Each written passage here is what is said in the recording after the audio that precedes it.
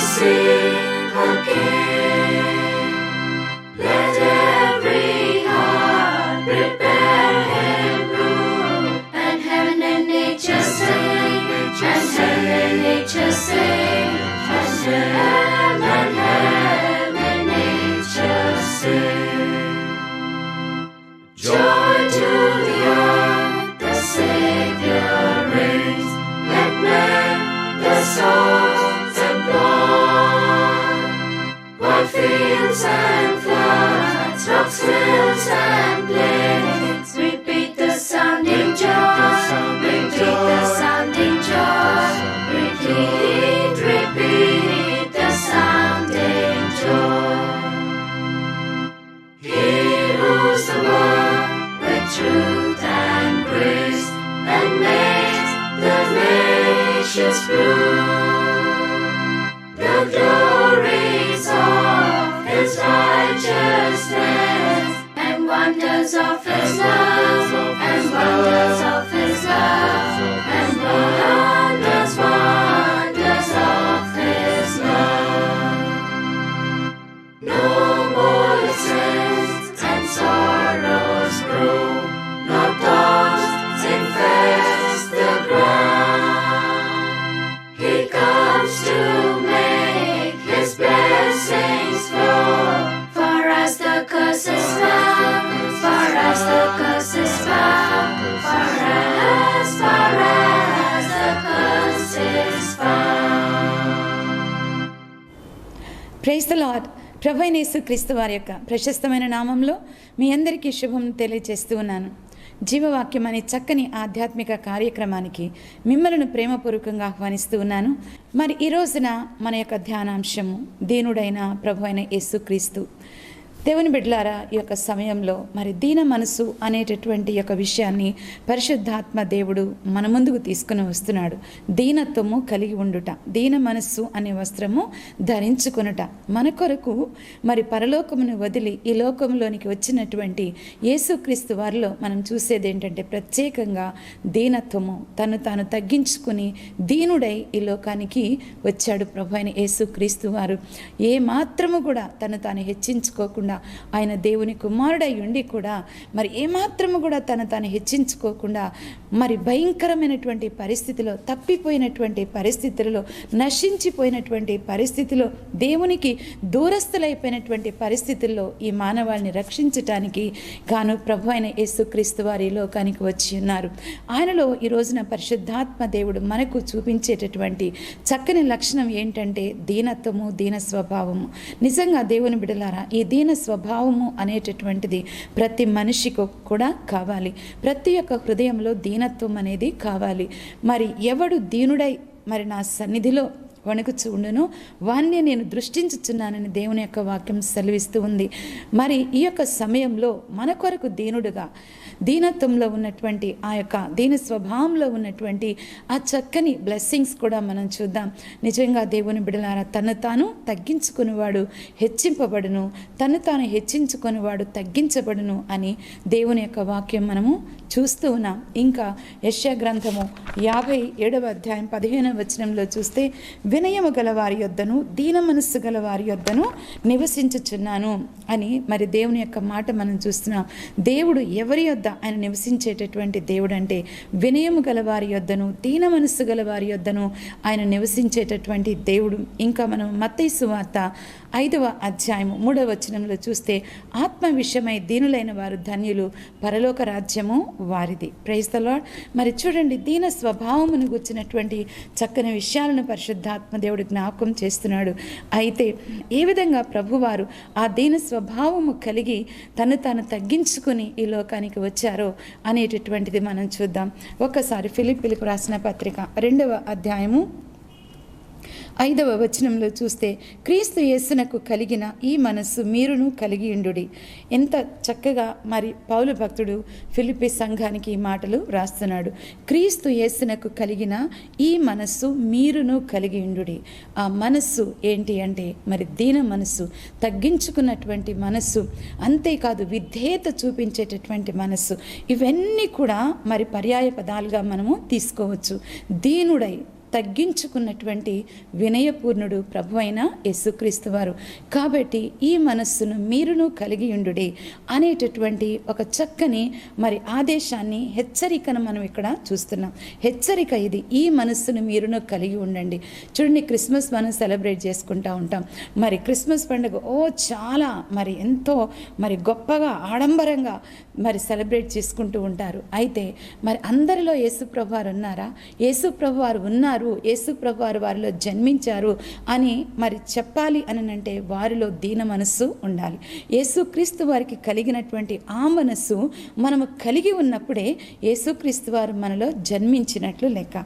కాబట్టి దేవుని బిడ్డలారా, ఈ యొక్క సమయంలో ఆ దీన మనస్సు ఎవరో కాదు, ఆ దీనత్వము ఎవరో కాదు, ఆ తగ్గింపు ఎవరో కాదు, ఆ విధేయత ఎవరో కాదు. వీటన్నిటికీ కూడా నిర్వచనం ఎవరు అంటే ప్రభువైన యేసుక్రీస్తు వారు. కాబట్టి పౌలు భక్తుడు నొక్కి చెప్తున్నాడు, క్రీస్తు యేసునకు కలిగిన ఈ మనస్సు మీరును కలిగి ఉండండి.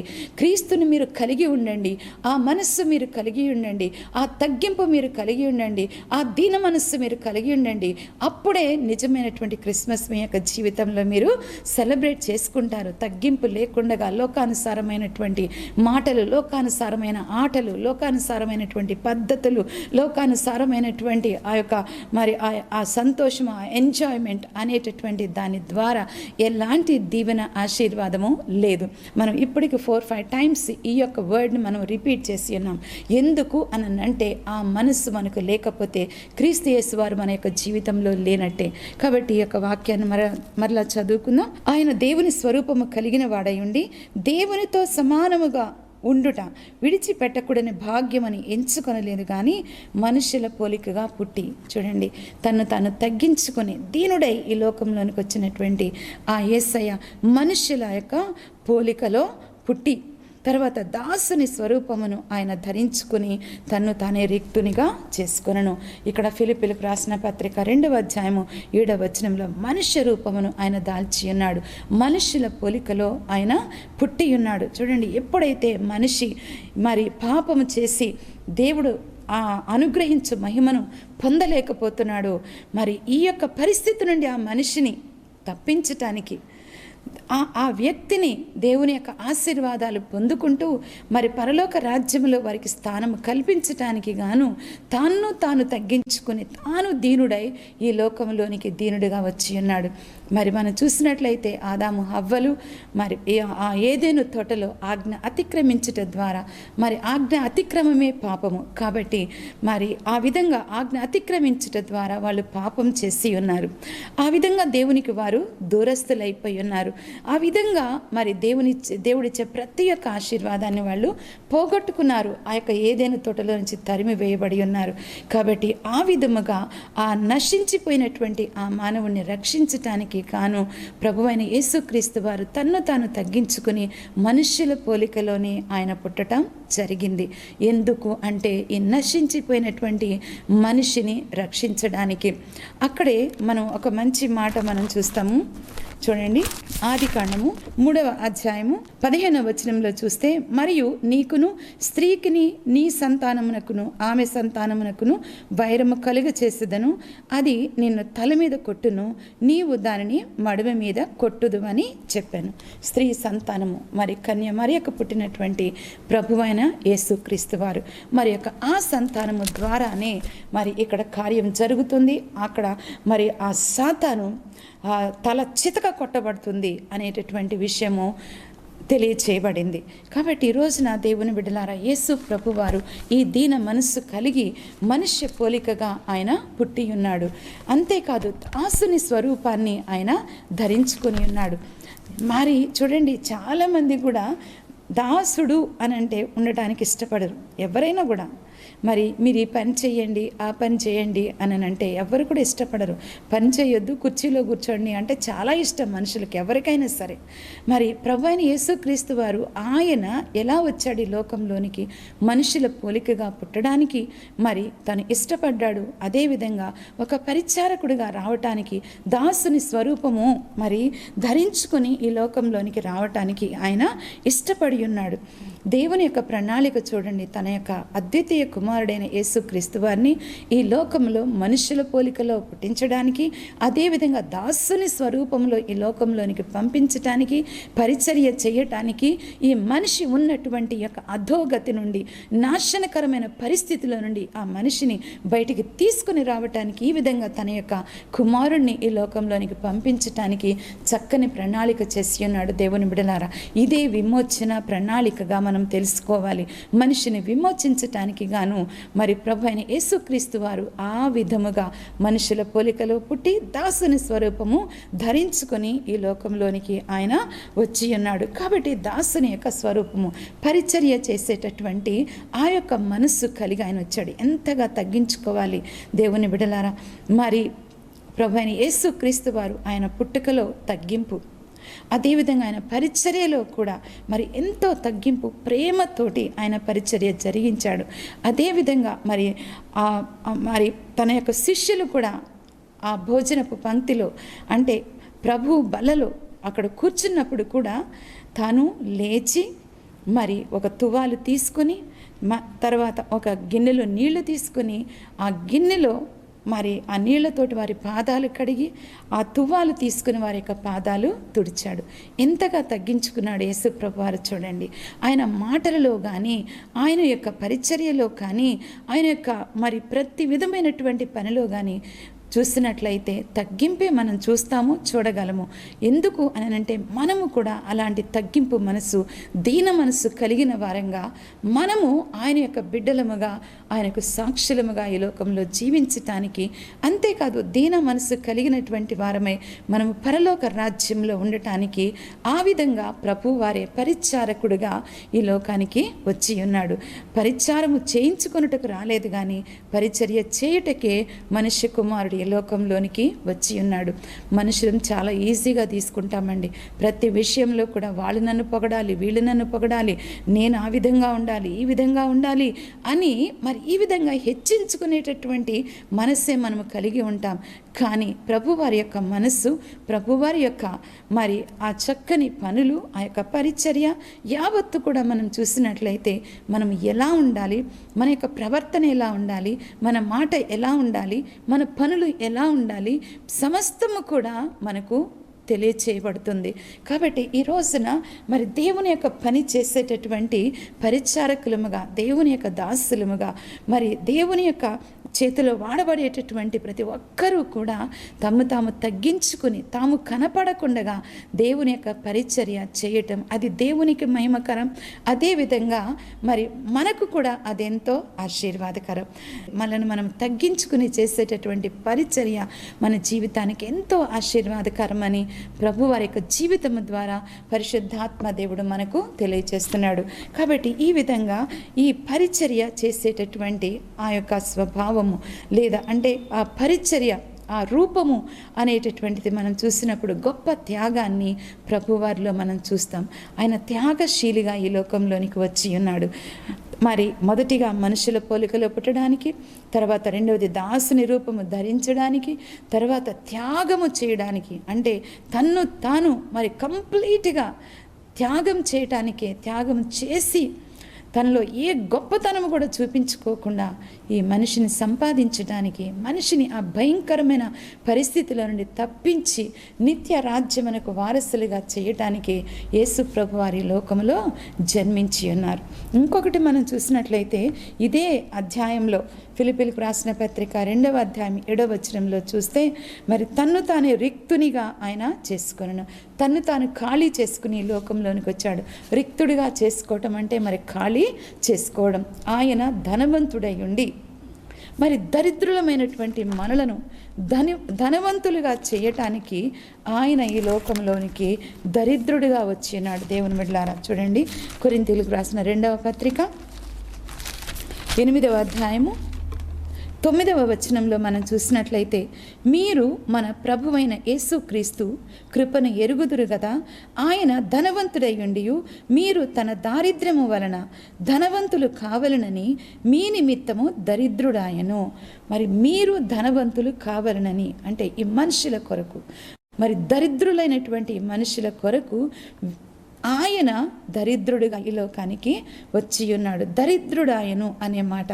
కాబట్టి ఈ యొక్క కొరింథీ సంఘానికి పౌలు భక్తుడు రాస్తూ ఈ చక్కని మర్మాన్ని, ఈ చక్కని విషయాన్ని, సత్యాన్ని ఆయన తెలియచేస్తున్నాడు.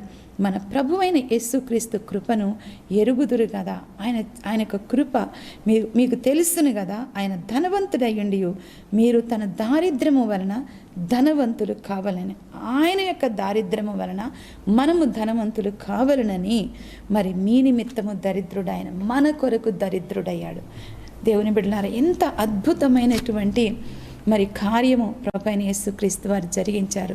యేసుక్రీస్తు వారి లోకంలోకి వచ్చారు అని చెప్పి మరి ఎన్నెన్నో పాటలు పాడుతూ సంబరాలు చేస్తూ, అంతేకాదు ఊరంతా చాటిస్తాం, అంతా చాటిస్తాం అని మనం చెప్పుకుంటాం. కానీ మనలో దీన మనస్సు అనేది వెతికినా కూడా కనపడదు.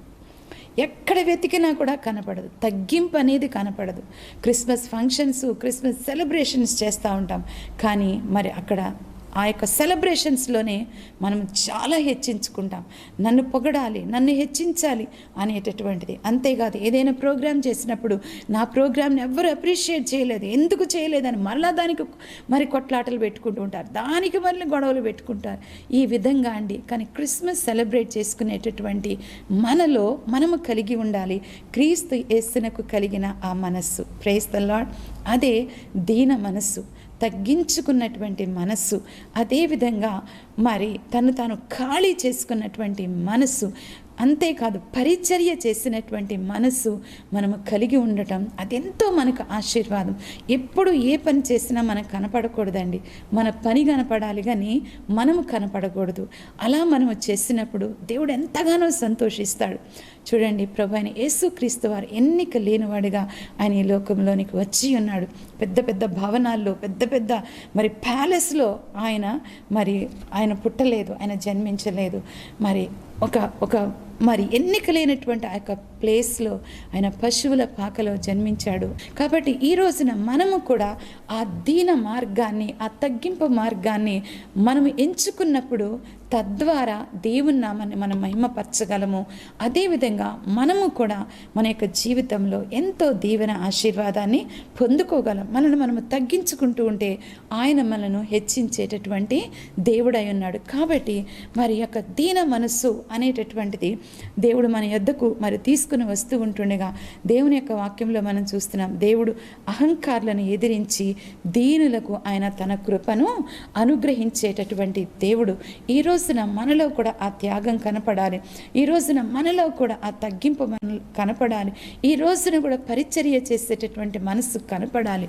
ఇంటిలో కూడా మరి అన్నదమ్ములు కానివ్వండి, అక్క చెల్లెలు కానివ్వండి, ఒకరి మీద ఒకరు హెచ్చించుకునే కంటే కూడా ఒకరి ఎడల ఒకరు ప్రేమ కలిగిన వారే, దీన మనసు కలిగిన వారే తగ్గించుకుంటే ఆ ఇంట్లో ఎంత దీవెన ఆశీర్వాదం ఉంటుంది చూడండి. అదేవిధంగా సంఘములో కూడా నేను గొప్ప అని చెప్పుకునే దానికంటే మరి ఒకరినొకరు తగ్గించును, ఒకరికొకరు పరిచర్య చేసేటటువంటి ఆ యొక్క స్వభావాన్ని మనము కలిగి ఉంటే అదెంత అద్భుతంగా, ఎంత మరి అందంగా ఉంటుంది చూడండి. కాబట్టి దేవుడు మనకు ఈ దీన మనస్సు అనేటటువంటి మరి చక్కని విషయాన్ని ఆయన మన ముందుకు తీసుకుని వస్తున్నాడు. మరి ప్రభువారు కూడా ఆ విధంగా మరి శిలువ మరణము నొందునంతగా ఆయన విధేయత చూపించాడు కనుకనే మరి అక్కడ ఆయన నామం ఎంతగానో హెచ్చింపబడినది అని కూడా ఇక్కడ మనం చూస్తున్నాం. చూడండి 8వ వచనంలో, ఫిలిప్పీలకు రాసిన పత్రిక 2వ అధ్యాయము 8వ వచనంలో చూస్తే, మరియు ఆయన ఆకారమందు మనుష్యుడిగా కనబడి మరణము పొందినంతగా, అనగా శిలువ మరణము పొందినంతగా విధేయత చూపిన వాడై తన్ను తాను తగ్గించుకొనెను. అందుచేతను పరలోకమందున్న వారిలో కానీ, భూమి మీద ఉన్నవారిలో కానీ, భూమి క్రింద ఉన్నవారిలో కానీ ప్రతివాని మోకాలను యేసు నామమున వంగునట్లును, ప్రతివాని నాలుకయు తండ్రి అయిన దేవుని మహిమార్థమై యేసుక్రీస్తు ప్రభువని ఒప్పుకొనినట్లును దేవుడు ఆయనను అధికముగా హెచ్చించి ప్రతి నామమునకు పై నామమును ఆయనకు అనుగ్రహించెను. Praise the lord. కాబట్టి ఆయనను దేవుడు ఆయనను అధికముగా హెచ్చించి. కాబట్టి ఎంత అద్భుతమైనటువంటి విషయం దేవుని బిడ్డలారా. ఈ రోజున దేవుడు నిన్ను కూడా హెచ్చించాలనుకుంటున్నాడు. నువ్వు హెచ్చించబడాలి అంటే, నువ్వు ఒక ఉన్నతమైన స్థానంలోనికి నువ్వు వెళ్ళాలి అంటే యేసుక్రీస్తు వారిని నీ యొక్క జీవితంలో నువ్వు కలిగి ఉండాలి. యేసుక్రీస్తు వారిలో ఉన్నటువంటి ఆ దీన మనసు నీలో జన్మించాలి, నీలోనికి రావాలి. నిన్ను నువ్వు ఖాళీ చేసుకోవడానికి, నిన్ను నీవు మరి తగ్గించుకుని అప్పగించుకోవడానికి, మరి నిన్ను నీవు మరి ఏ పనైనా కూడా ప్రభు కొరకు, ఇంటి వారి కొరకు చేయడానికి నువ్వు ఇష్టపడేటటువంటి మనసు నువ్వు కలిగి ఉండాలి. అప్పుడే నిన్ను చూస్తున్నటువంటి దేవుడు నిన్ను తప్పకుండా అద్భుతమైనటువంటి మరి బ్లెస్సింగ్స్ తోటి ఆయన ముందుకు నడిపించేటటువంటి దేవుడై ఉన్నాడు. మన ప్రభు అయిన యేసుక్రీస్తు వారు మరి మన కొరకు ఆ విధంగా తగ్గించుకుని, మరి అవమానాలు పొంది, బహుగా కొట్టబడి, సిలువ వేయబడి, మరి ఆ విధంగా తన ప్రాణాన్ని ధారపోసి ఉన్నాడు. ఆ విధంగా తను తాను తగ్గించుకొని మరి ఆ పాపాత్మలలో మరి ఆయన కూడా ఒక్కడుగా ఆ సిలువలో వేలాడబడి ఉన్నాడు. మరి చూడండి, నేనెందుకు సిలువ వేయబడాలి, ఈ దొంగల మధ్యలో నేనెందుకు వేలాడబడాలి, నాకేం అవసరం ఇది అని అనుకోలేదేసయ్య. కేవలము పనికిరాని ఈ మనిషిని రక్షించటానికి గాను, ఈ హృదయంలో ఆయన జన్మించటానికి గాను ఈ విధంగా యేసు ప్రభువారు ఈ లోకానికి వచ్చి తన ప్రాణమిచ్చి ఆయన మరణించి సమాధి చేయబడి తిరిగి లేచాడు. ఎందుకంటే ఈ మనిషిని సంపాదించుకోవడానికి, దీవెన ఆశీర్వాదం ఇవ్వడానికి. కాబట్టి ఈ రోజున ఈ దీవెన ఆశీర్వాదము మరి నీ జీవితంలో నీవు పొందుకోవాలంటే యేసుక్రీస్తు వారిని హృదయంలో జన్మించాలి. యేసుక్రీస్తు వారిని హృదయంలో జన్మించినప్పుడు ఆ దీన స్వభావము నీలో ఉంటుంది. ఆ దీన స్వభావము నీవు కలిగి ఉన్నప్పుడు నిశ్చయముగా ఎన్నో దీవెన ఆశీర్వాదాలు నీవు పొందుకుంటావు. చూడండి, కీర్తనల గ్రంథము 25వ కీర్తన 9వ వచనంలో మనం చూసినట్లయితే, న్యాయ విధులను బట్టి ఆయన దీనులను నడిపించును, తన మార్గమును దీనులకు నేర్పును. తన మార్గాలు దీనులకే నేర్పుతాడు కానీ దేవుడు మరి అహంకారులకు ఆయన నేర్పించేటటువంటి దేవుడు కాదు. తన మార్గం ఏంటో ఆయన దీనులకు మరి నేర్పించేటటువంటి దేవుడు అయి ఉన్నాడు. తర్వాత మనం చూసినట్లయితే సామెతల గ్రంథము 3వ అధ్యాయము 34వ వచనంలో చూద్దాం. దీనుని ఎడల ఆయన దయ చూపించును. Praise the lord. దీనుల ఎడల ఆయన దయ చూపించేటటువంటి దేవుడై ఉన్నాడు. తర్వాత మనం చూసినట్లయితే పేతురు రాసిన మొదటి పత్రిక 5వ అధ్యాయం 5వ వచనంలో, చిన్నలారా మీరు పెద్దలకు లోబడి ఉండుడి, మీరందరూ ఎదుటి వాని ఎడల దీన మనస్సును వస్త్రమును ధరించుకొని మిమ్మల్ని అలంకరించుకొనుడి, దేవుడు అహంకారులను ఎదిరించి దీనులకు కృప అనుగ్రహించును. ఈ విధంగా మనం చూసినట్లయితే మరి అనేకమైనటువంటి విషయాలు మనము చూస్తూ ఉన్నాం. ఇంకా చాలా బ్లెస్సింగ్స్ ఉన్నాయి. మరి దేవుడు నిన్ను హెచ్చిస్తాడు, మరి నిన్ను లేవనెత్తుతాడు. ఆయన అద్భుతమైనటువంటి రీతిలో ఆయన లేవనెత్తుతాడు. యాకోబు రాసిన పత్రిక మరి 4వ అధ్యాయం 10వ వచనంలో ఈ విధంగా అనేకమైనటువంటి బ్లెస్సింగ్స్ నువ్వు పొందుకుంటా. ఎప్పుడంటే యేసు ప్రభు వారు నీలో జన్మించినప్పుడు, యేసు ప్రభు వారిని జీవితంలో కలిగి ఉన్నప్పుడు, ఆ దీన మనసు నీవు కలిగి ఉన్నప్పుడు అనేకమైన అద్భుతమైనటువంటి ఆశీర్వాదాలు నువ్వు పొందుకుంటావు. పరలోక రాజ్యాన్ని నువ్వు పొందుకుంటావు. దేవుడి వాక్యం దీవించునుగాక. ఈ సమయంలో నేను మీ కొరకు ప్రార్థన చేస్తూ ఉంటుండగా ప్రార్థనలో ఏకీభవించండి. ఎలాంటి పరిస్థితి ఉన్నా కూడా దేవుడు అద్భుతమైన కార్యాన్ని మీ జీవితంలో ఆయన చేయగలిగినటువంటి సమర్థుడైనటువంటి దేవుడు. ప్రేమ నమ్మకం గల మా ప్రియ పరలోకపు తండ్రి, మంచి దేవా మీకు వందనాలు, స్తుతి స్తోత్రాలు చెల్లిస్తున్నాం తండ్రి. దేవా మాకు ఇచ్చిన శ్రేష్టమైన సమయంను బట్టి నీకు వందనాలు. దేవా దీనత్వము, దీన మనసు అనేటటువంటి చక్కని విషయాన్ని మీరు మా ముందుకు తీసుకుని వచ్చి ఉన్నారు. ప్రభువైన యేసుక్రీస్తులో ఉన్నటువంటి ఆ దీన మనసు మేమును కూడా కలిగి ఉండాలని తండ్రి మీరు మాకు తెలియచేసి ఉన్నారు. ఈ విధంగా వాక్యం విన్న ప్రతి ఒక్క బిడ్డను కూడా మీరు దీవించి ఆశీర్వదించండి అయ్యా. దేవా తండ్రి, ప్రతి ఒక్కరి హృదయంలో కూడా తండ్రి నీ ఉండాలి నాయన, నీ యొక్క మనస్సు ఉండాలి ప్రభువ, అప్పుడే వారు దీవించబడతారు. కాబట్టి ఈ యొక్క క్రిస్మస్ సందర్భంగా నా తండ్రి ప్రతి ఇంటిలో కూడా తండ్రి నిన్ను కలిగి ఉండాలి, వారి ఇంటిలో నీ ఉండాలి, వారి హృదయంలో నీ ఉండాలి, వారి యొక్క ప్రతి విషయంలో మీరుండాలి తండ్రి. ఆ విధంగా మీరు వారిని బ్లెస్ చేయమని వేడుకుంటున్నాం. ఏ విధమైన కొరతలు, ఇరుకులు, ఇబ్బందులు ఉంటే వాటన్నిటిలో నుంచి బిడ్డలను విడుదల చేయమని వేడుకుంటున్నాం. శాంతి సమాధానాన్ని వారికి అనుగ్రహించమని వేడుకుంటున్నాం. దేవాని కాపుదల, భద్రత కుటుంబాలకు దయచేయండి నాయన. అంతేకాదు మంచి ఆరోగ్యము, శక్తి, బలమును వారికి మీరు దయచేయండి. కార్యక్రమం స్పాన్సర్ చేసినటువంటి ప్రియ కుటుంబాన్ని మీ కృపాహస్తాలకు అప్పగిస్తున్నాం. తిరిగి వారికి నూరంతల వెయ్యంతల ఆశీర్వాదాలు ఆశీర్వాదాన్ని దయచేయమని, కుటుంబం అంతటికి దీవెన అద్భుతముగా మీరు దయచేయమని యేసయ్య పరిశుద్ధ నామంలో అడిగి వేడుకొంచున్నాం తండ్రి. ఆమేన్. శాంతి సౌభాగ్యం